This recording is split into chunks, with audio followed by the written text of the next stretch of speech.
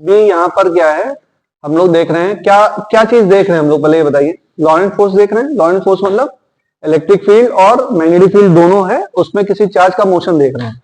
तो उसके अलग अलग केसेस हम लोग देख रहे हैं। एक केसेस हम लोग देखा था कि इलेक्ट्रिक फील्ड पैरेलल है किसके, मैग्नेटिक फील्ड के। जब इलेक्ट्रिक फील्ड पैरेलल है मैग्नेटिक फील्ड में, तो उसमें भी चार केसेस देखे। पहला केस क्या देखा, जब चार्ज कैसा है, रेस्ट पर है। दूसरा केस क्या देखा, रिपीट करते जाइए मेरे साथ।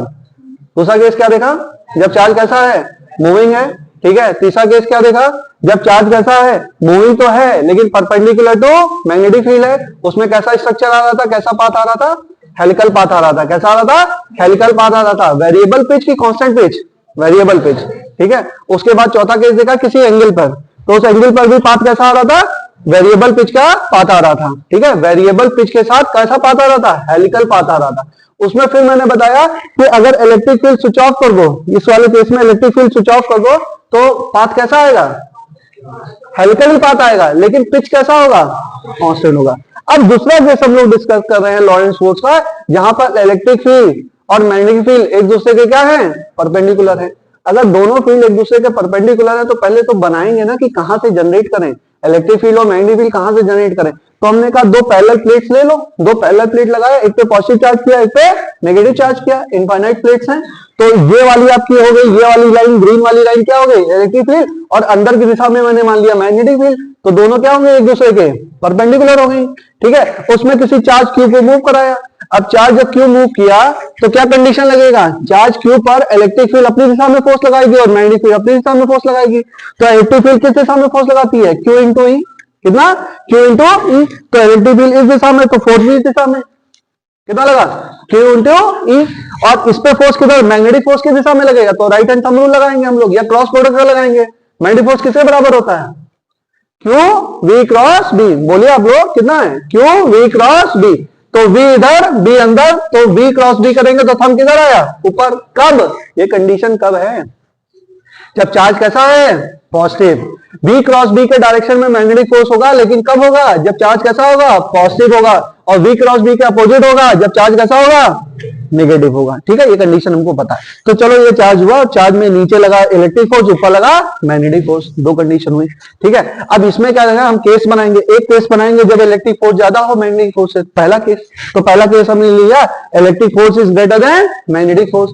Electric force is greater than magnetic force, यहाँ पे Q is greater than QVB, तो वेलोसिटी किसके बराबर आ गया, velocity is less than E by V। इस केस में कैसा बनेगा, डाउनवर्ड पैराबोला। क्या बनेगा, डाउनवर्ड पैराबोला। उसके बाद हमने कहा कि अच्छा दूसरा केस ले लो, यहां पर जो मैग्नेटिक फोर्स है उसको ज्यादा मान लो, इलेक्ट्रिक फोर्स को कम मान लो, ठीक है। अगर ऐसा केस बनेगा तो ये क्या बनेगा, अपवर्ड पैराबोला। कैसा बनेगा, अपवर्ड पैराबोला। और यहां पर वेलोसिटी क्या होगी, ग्रेटर देन होगी E by V के। वेलोसिटी क्या होगा, greater than E by V के। अगर दोनों केस में मान लो हम बराबर कर दे, दोनों फोर्सेस को बराबर कर दे, तो केस थर्ड क्या बनेगा। अगर हम केस थर्ड की बात करें तो यहां पर F इलेक्ट्रिक बराबर F मैग्नेटिक, और यहां से हम कह सकते हैं QE बराबर QVB, या V बराबर कितना, E अपॉन B। यानी वेलोसिटी बराबर किसके होगा, E अपॉन B, ठीक है।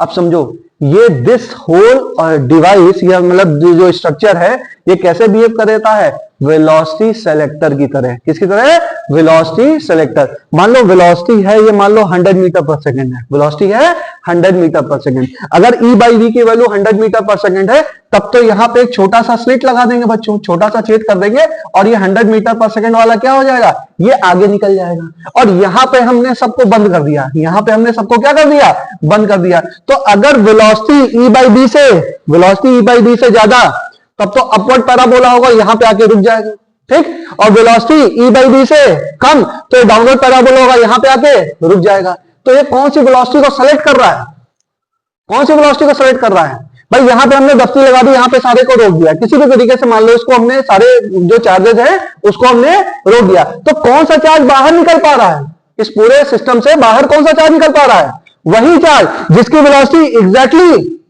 E by V के बराबर है। थोड़ा जैसे 100, 101, 102, 104, 98, 97 सारे चार्जेस थे हमारे पास।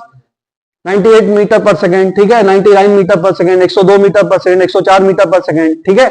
तो जो 102, 104 या 98, 97 वाले थे, तो 102 104 हो सकता है कि इधर चले जाएं और 98 वाले इधर चले जाएं। तो इधर जो जिसकी वेलोसिटी ज्यादा होगी, वेलोसिटी वाले ऊपर जा रहे हैं, जिसकी वेलोसिटी ज्यादा है वो किधर जा रहे हैं, ऊपर, और जिसकी वेलोसिटी कम है वो किधर जा रहे हैं, नीचे, और जिसकी वेलोसिटी एग्जैक्टली बराबर है वो किधर जा रहे हैं, सीधे। और सीधे जाएंगे तो यहां पे छोटा सा छेद कर देंगे, इस वाले में छोटा सा छेद कर देंगे, स्लिट लगा देंगे। हम पढ़ेंगे अभी young double slit experiment, young single slit experiment. Slit मतलब क्या, छोटा सा छेद कर दिया और वहां से इलेक्ट्रॉन निकल गया। तो इस पूरे सिस्टम को क्या बोलते हैं, this system is known as velocity selector. This system is known as velocity selector. बात समझ में आया?